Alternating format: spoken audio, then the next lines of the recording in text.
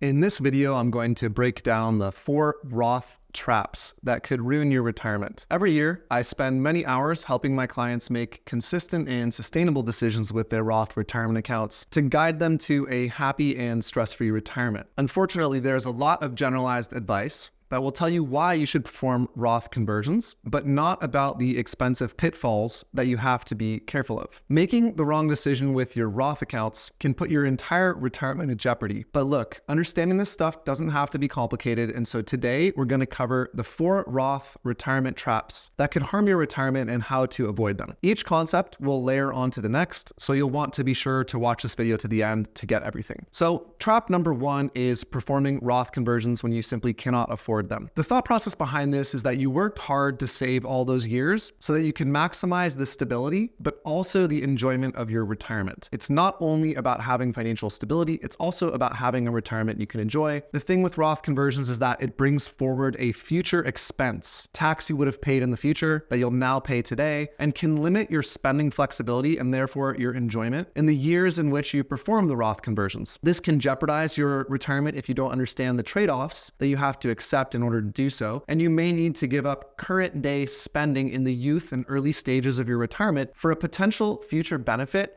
that may or may not even occur while you're alive. You're going to want to make sure to watch the trap number 3, where I go over how to calculate a Roth break-even point in order to understand that. So we're going to pull up a spreadsheet right here, and we're going to talk about how to evaluate how much additional cost and tax doing Roth conversions adds to your spending when you're in your early stages of retirement. So on the screen right here, I have 2 scenarios side by side. The first scenario on the left is a scenario in which someone wants to spend a certain amount of money each year in retirement and does not perform Roth conversions. And the scenario on the right has them, that same exact hypothetical couple, doing Roth conversions at the 12% or 15% federal tax bracket. The simple illustration here, the way these columns work is we have the age of the couple, the dollar amount of the conversion amount, their portfolio withdrawal amount. We call this RPI, required portfolio income. And then we have their portfolio withdrawal amount, or RPI, as a percent of their total portfolio value, which you could call the distribution rate. Very, very simple illustration here. When they don't perform Roth conversions and they want to spend roughly $125,000 per year in retirement, their distribution rate is 5.82%. I'm not saying that's good or bad. I'm just saying this hypothetical couple comes and says, I want to spend this dollar amount. What is that as a withdrawal rate on my assets? Now, let's say they were to follow the hypothetical or the conventional wisdom of just Roth conversions are always better. The second scenario here illustrates that. Now they're doing around $90,000 of Roth conversions per year, and their required portfolio income goes up by about $15,000 per year. And the reason is because they have to pay the cost or the tax to convert those tax deferred or pre-tax dollars into Roth dollars. And more meaningful is their distribution rate goes up from around 5.8% to 6.6%. This is an illustration where maybe this couple might say, hey, our distribution rate is already high for us to keep our same standard of living in the early years of retirement. We already have a maybe risky level of distribution. And so adding on the cost of the Roth conversion simply incurs too high an expense and brings our distribution rate up intolerably high, and maybe we don't want to do that. So it's a very simple example of when it might be too expensive or inappropriate to perform a Roth conversion from a spending standpoint. And the best way to avoid Roth conversions when you cannot afford them is to build a model just like this. You want to build this so you can see the actual dollar amount of the portfolio withdrawals you'll need each year in order to maintain standard of living. And then you can add in the cost of the Roth conversions as we did here on the spreadsheet and see what this does to your actual distribution rate. And if you see that it brings too much risk to the front of your retirement, you can simply make a more informed decision not to perform the conversion. Or if you see this evaluation and you feel great about it,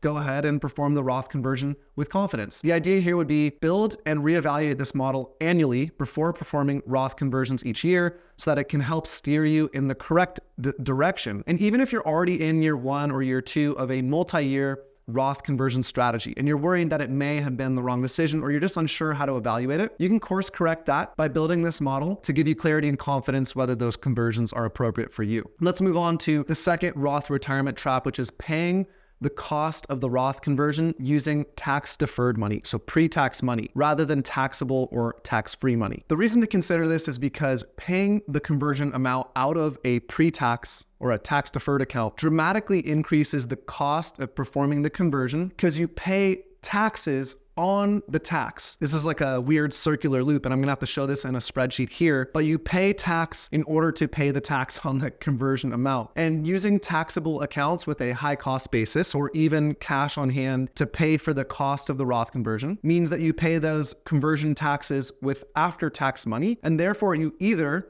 don't reduce the size of the Roth conversion amount or you don't pay the additional tax on the tax. I'm gonna show this in an example on the screen because it's probably been a little spaceballs to kind of follow what I'm talking about there. So let's pull this up here. I've got 3 scenarios. So we're going to evaluate 3 scenarios here and put them side by side. We're going to start with one scenario on the screen at a time here. The first scenario is that someone pays for conversions out of their tax deferred or pre-tax account at an example 15% tax rate. We're just using nice, easy round numbers to make this simple. The thing to illustrate here is a concept that we call grossing up or netting down. When you pay a tax, you have to decide whether you're going to pay the tax out of the amount of money you want to spend, or you're going to gross up or increase the distribution amount to cover the tax. And I'll illustrate this on the screen here. In this first scenario, if someone wants to have a net Roth conversion amount, that's the amount they want to see land in their Roth account. And they want to see this $87,000 of pre-tax money become $87,000 of Roth money. There's a cost to convert that, and that cost is here in this middle column, and that's $15,000 roughly. In order to actually convert that money, they need to withdraw $102,000 from their pre-tax account to be left with $87,000 in their tax-free account. And this is what you call grossing up, because this person wants that ending amount and they have to pay the tax out of the tax-deferred account. And in a second here, I'm going to show you,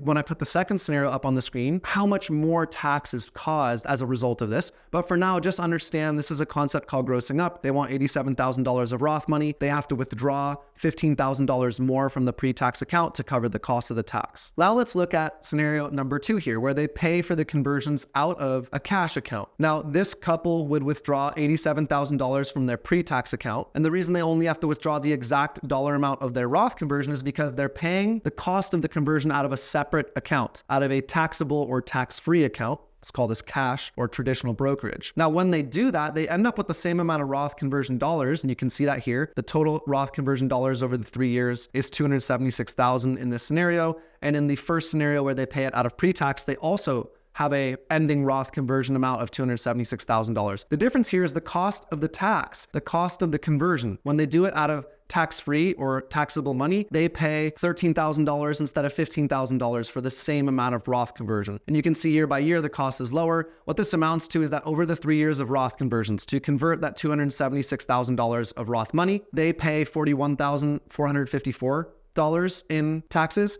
compared to the first scenario, which will flash back up on the screen here, where they pay $48,000 of cost or tax to convert it. And what ends up happening here is the actual gross or extra tax that's paid is $7,300, which is 15%. Right? So you can just look at this. They pay 15% more to convert the money. And that makes sense because we're doing this at a very simple, flat 15% tax rate. They pay tax on the distributions on the tax to cover the cost or the tax of the Roth conversion. So hopefully that makes sense. Let's do a third scenario here. Let's say this hypothetical couple wants to only withdraw $87,000 from the tax deferred account. And they're okay with having a smaller net Roth conversion amount by the end because they don't have any cash on the side to pay for the Roth conversion and they don't want to pay the extra tax. So they want to limit the withdrawals from their tax deferred account. In this case, the tax is in the middle here, but what ends up happening is they have a much smaller net Roth conversion amount. And you can see that in this scenario where they pay the tax out of the tax deferred account, but they want to limit the size of the withdrawals, they end up with only $227,000 of Roth converted money at the end because they had to pay the tax out of the Roth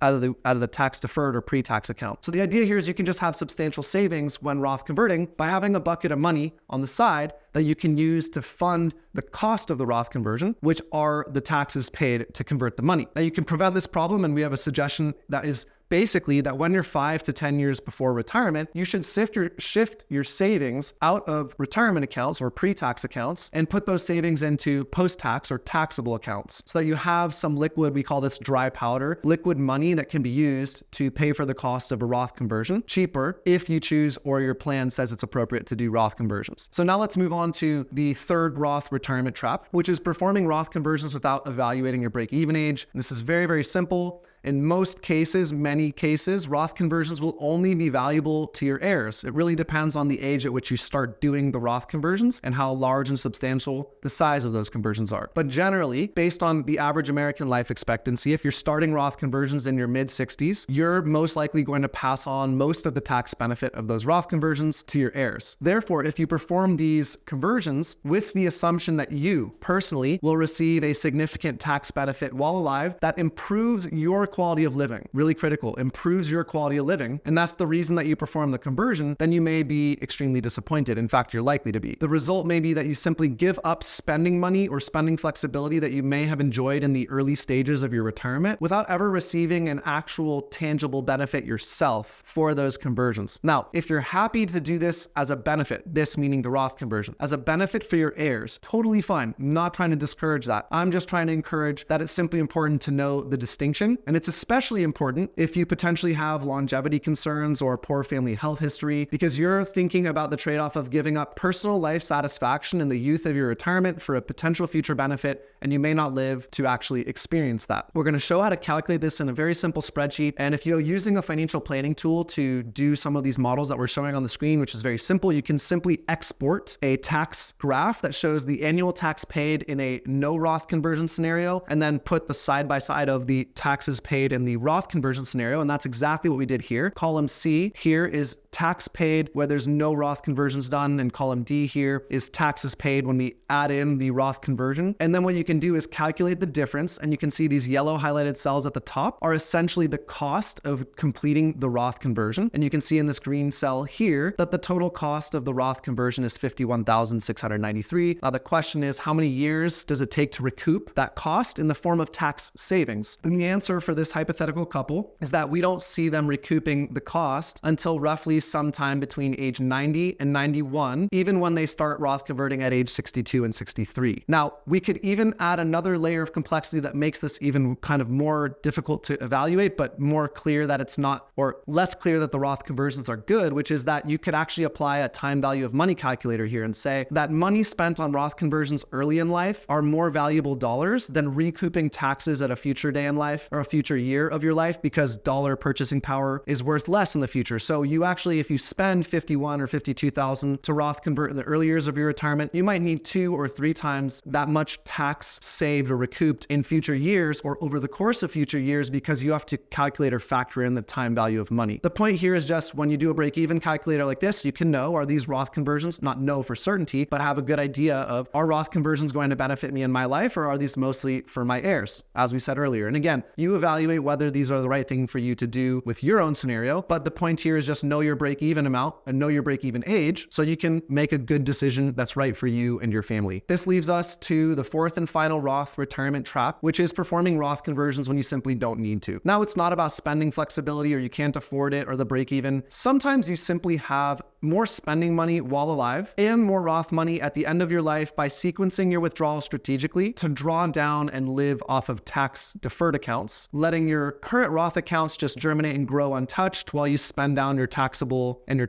pre-tax accounts. I'm going to show a very, very simple illustration on the screen here of a hypothetical scenario in which the same couple performs Roth conversion, no Roth conversions in scenario number 1, and this goes back to this first screen we showed earlier. And in the second scenario, the same couple performs or forces Roth conversions through because they see some videos on the internet and decide it's just best for us to do that. And at the end of the day, what really matters here is that we're not worried about spending flexibility, let's say. We're just concerned about what is our ending portfolio value in terms of Roth dollars. And in scenario 1, where they sequence their withdrawals and they don't touch Roth money, let it germinate and grow and never do conversions, they actually end up with $3 million roughly of ending portfolio value. And it's all in Roth accounts by the end. Whereas in the second scenario, because they spent so much money up front on their Roth conversions, they actually eroded at the total value or total pool of their investment dollars. And they end up with only $2,336,000. And it's all in Roth. But the point is they eroded at the value by spending money on the front end to do Roth conversions that simply weren't necessary. And you can see here the difference in portfolio value is almost $750,000, quite substantial. And they just simply didn't need to do it. They could have had the same kind of spending flexibility in the beginning, never done the Roth conversions, and ended up with, a nice level of wealth that actually had a higher ending portfolio value at the end of the day. So critically evaluating your own unique situation before performing Roth conversions is absolutely key. Roth conversions can be a great opportunity. They also can come at a great cost. So build a completely personal personalized plan for yourself. Let that be your guide before making mistakes with your hard-saved money. And that is really it, the 4 Roth retirement traps. So just to repeat them one final time, the first is performing Roth conversions when you can't afford them. The second is paying the cost of the Roth conversion using pre-tax or tax-deferred money rather than taxable or tax-free money. The third problem is performing Roth conversions without evaluating your break-even age. And then finally, the fourth is performing Roth conversions when you don't need to. If you'd like to learn more about how we help our clients prepare for a stable, secure retirement, you can visit our website at www.thepeakfp.com. And thank you, as always, for your time and attention, and see you in the next video.